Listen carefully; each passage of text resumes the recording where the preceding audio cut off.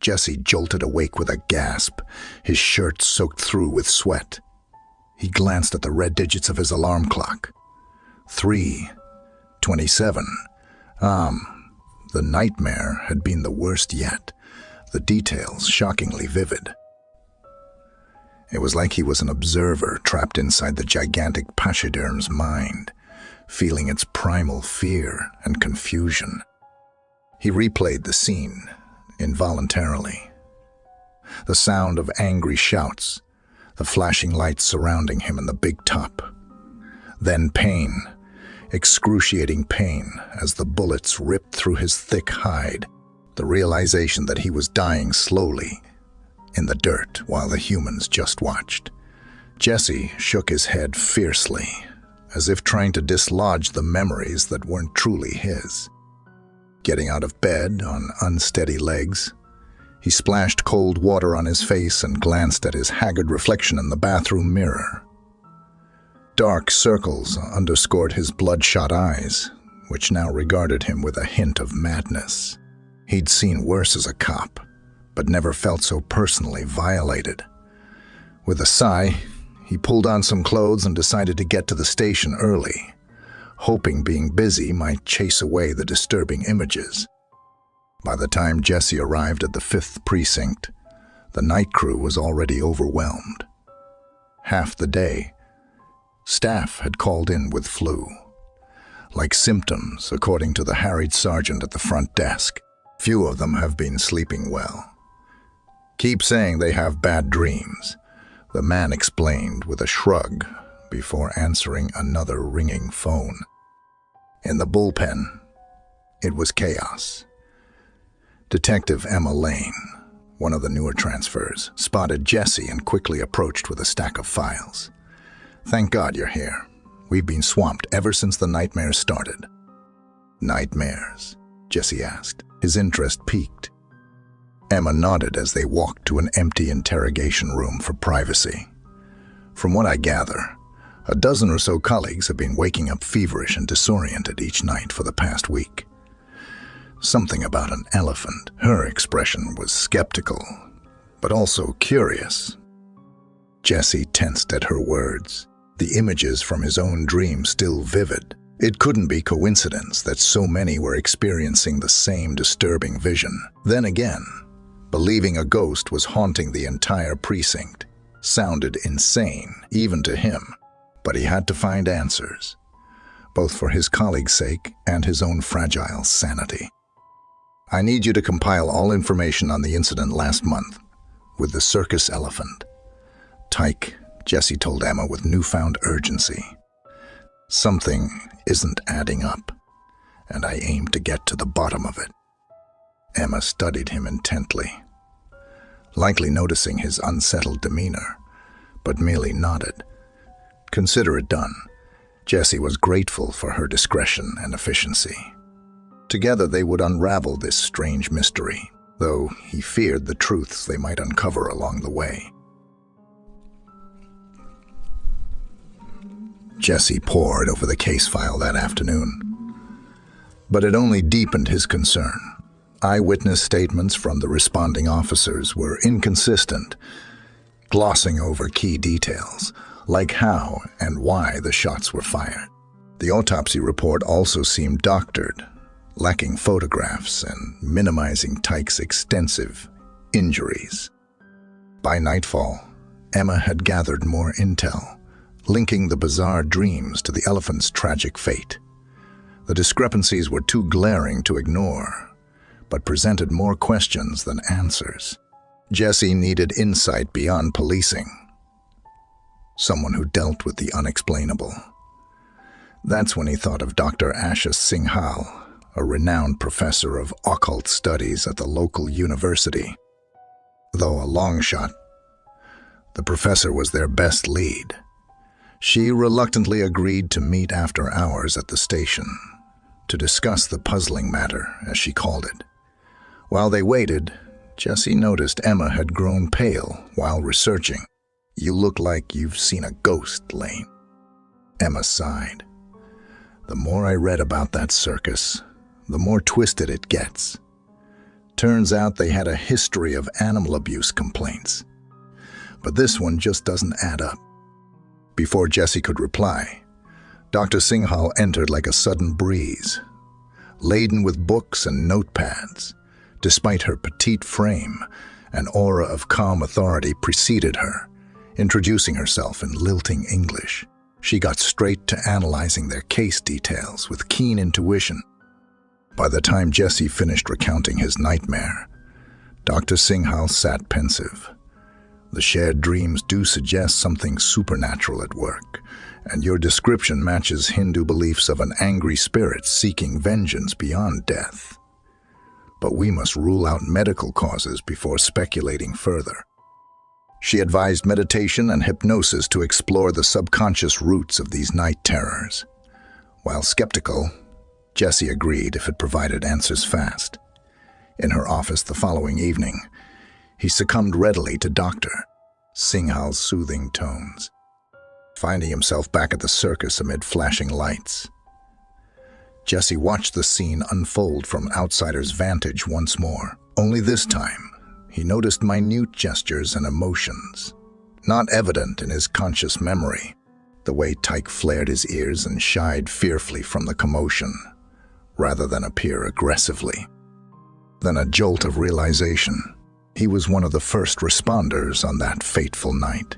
In his trance, Jessie saw himself firing the initial shots out of panic, not malice. The others simply followed in perceived self-defense of a rampaging beast. But Tyke was merely terrified, reacting on instinct to protect himself from harm. Jessie came out of the trance, shaken, meeting Dr. Singhal's knowing eyes. It would seem the truth lies buried deeper than any of you realized, and an innocent soul is deserving of justice still. She had uncovered the root of the haunting through him, confirming her diagnosis was no mere quackery. Jessie knew they were on the right path at last, though where it led would likely unsettle them all. The gravity of Jessie's revelation left him uneasy. Back at the station, he recounted his hypnosis experience to Emma candidly, while Dr. Singhal searched for further clues. I was one of the shooters that night, but Tyke seemed more afraid than threatening. We just reacted on assumptions without cause. His admission came out shaky, the guilt burrowing deep. Emma studied him thoughtfully. You can't blame yourself for following procedure on the scene, given what was reported. But clearly, more occurred than stated. We need the full story. Her reassurance offered little solace for Jessie. He began doubting his fitness as a detective, fearful of more skeletons in his closet. Dr. Singhal soon returned with alarming news. After obtaining morgue files through favors called in, she showed them several autopsy photos, conspicuously lacking before. Tyke's massive body was riddled with bullet holes, far exceeding what would be deemed self-defense for an animal his size. The cause of death was also misreported to conceal this brutality. Whoever covered this up didn't want the true extent of savagery exposed. But why go through such lengths? Dr. Singhal posed gravely. That night, officers across the precinct endured fresh terrors, screaming in their sleep as Tyke's brutal end replayed on endless repeat through their minds. Those involved had clearly repressed the darkest parts, until now. One veteran awoke in hysterics, babbling about a conspiracy to hide the evil done. He was promptly sedated and placed on extended mental leave. The mounting psychological fallout spurred Jessie and Emma's hunt for answers with new urgency. They interviewed colleagues and circus personnel again, under Dr. Singhal's guidance, using meditation to glean deeper honesties. Through these intensive sessions, a disturbing culture of toxic masculinity, corruption, and abuse within the police department gradually surfaced. It seemed Tyke's slaughter was but one horrific act perpetrated to uphold a fair, reaching system of lies and oppressions. No soul was untouched by such sinister revelations, but the ghosts of the past demanded facing before finding long-sought peace at last. Jesse steeled himself for confronting harsh home truths head-on, knowing the path to justice lay shrouded in much suffering, still to unravel. Jesse, Emma, and Dr. Singhal visited the desolated circus site under a pale moon. Lingering psychic energy still emanated from the trampled dirt, where Tyke drew his final breaths. Dr. Singhal conducted a ritual cleansing with incense and chanting to purge lingering anguish. Then she sat in quiet contemplation, hand upon the earth. Minutes passed as the others watched transfixed. Abruptly, her body convulsed, eyes rolling back disturbingly white. When she spoke, her voice resonated otherworldly. "I am Tyke. My soul seeks the truth after torment in death as in life." The message was delivered in disjointed spurts through Dr. Singhal's lips, but the emotion was palpable. A primal desperation tinged with anger and sadness beyond any mortal capacities. Tyke described his existence as property, subjected daily to merciless beatings and starvation, unless performing for crowds. The circus masters maintained control through brutality alone, deeming him and all beasts mindless tools. On that fated night, a minor insubordination earned a vicious whipping, sending Tyke into a panic. They misconstrued his cries as aggression rather than pleas for mercy, sending in armed men to finish the perceived job. I knew only fear as they surrounded me with lights and shouts, firing without understanding.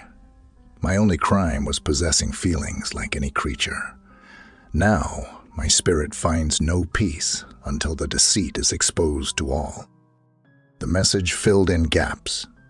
Jesse's interrogation failed to uncover, offering a glimpse into the intelligence and emotion within even large animals dismissed as automatons. It challenged everything he thought he knew about, right and wrong. Dr. Singhal emerged from her trance, utterly drained but eyes burning with conviction.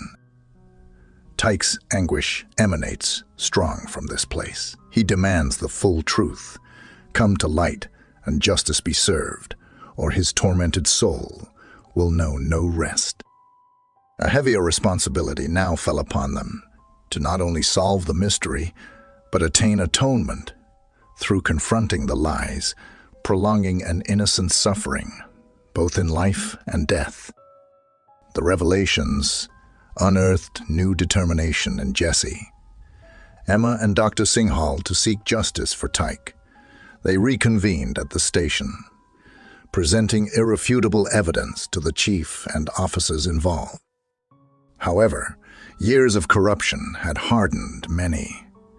Denials and accusations greeted their revelations. The chief dismissed Tyke's message as quackery, threatening legal action if they didn't cease undermining the force's reputation. Tensions erupted into a heated confrontation, only calmed by Dr. Singhal's commanding presence. Violence will remedy nothing, only truth and compassion, she advised sagely. They retreated for the night, realizing force would not sway indoctrinated minds. Seeking a tranquil space, Dr. Singhal conducted evening prayers at her temple. The others joined, finding solace amid incense, scented air.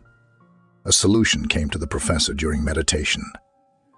Tyke required a public platform to voice his grievances directly. The following evening, Dr. Singhal orchestrated a ritual in the parkland where Tyke last roamed. Small flames illuminated a chalk-drawn sacred space packed with onlookers, equal parts curious and skeptical. Dr. Singhal entered trance, body moving unnaturally as Tyke's spirit overtook her once more. In haunting tones, He described the physical and emotional abuse which led to that fated climax. The crowd listened, transfixed, as Tyke detailed how the officer's panicked brutality fulfilled a lifelong prophecy of a violent end. By night's end, eyes were moist with unshed tears, realizing his sorrow. Despite the ritual's impact, hardliners at the precinct doubled down on dismissal. The chief demanded Jesse and Emma drop the charade at once, threatening dismissal, but their consciences couldn't condone further obstruction of justice. The growing specter of corruption had compromised every facet of the investigation. Only a major reckoning could restore order and honor Tyke's memory. But how to rout deep evil without destroying what they wished to save? A major storm approached the city that night, mirroring the turmoil within. At Dr. Singhal's urging, Jesse and Emma staged one last intervention, a scene exposing all truths to the chief and precinct in a sacred space. Dr. Singhal cleansed the room with smoke and chanting as officers watched suspiciously. Entering trance, Tyke's soul materialized through her once more, to tell his whole tragic tale. His hauntingly eloquent message left the gathered force, stunned and weepy, but skepticism lingered until forensic evidence corroborating abuse at the circus was presented. Cell phone footage also emerged of the actual shooting, contradicting police reports. Enraged denials turned to fearful silence as the chief processed undeniable facts. Suddenly, he leapt up in a rage. If the secrets were out, there was nothing left to lose. In a fevered rant, he confessed to orchestrating the cover-up to uphold the precinct's reputation, threatening violence against dissenters like wild animals. Caged too long. The storm chose that moment to erupt outside, mirroring the psychic breaks occurring. Through the chaos, Dr. Singhal remained an oasis of calm, guiding all present toward clarity with saintly grace. She urged understanding each soul's humanity, however misguided actions, reminding anger breeds only more darkness. Redemption lay in reforming systemic flaws through nonviolence and truth. The chief slumped in defeat, broken patterns dissolving under compassion's light. Outside, thunder rumbled one final time as torrential rains cleansed the city of negativity's clinging residue. Dr. Singhal sensed Tyke's spirit had borne witness and received the spiritual catharsis long sought. In a tearful farewell, she bid his soul depart earth in peace. The room fell silent, save grateful sobs, as a ghostly trumpet seemed to sound in the distance. As dawn broke, a somber but resolute calm prevailed.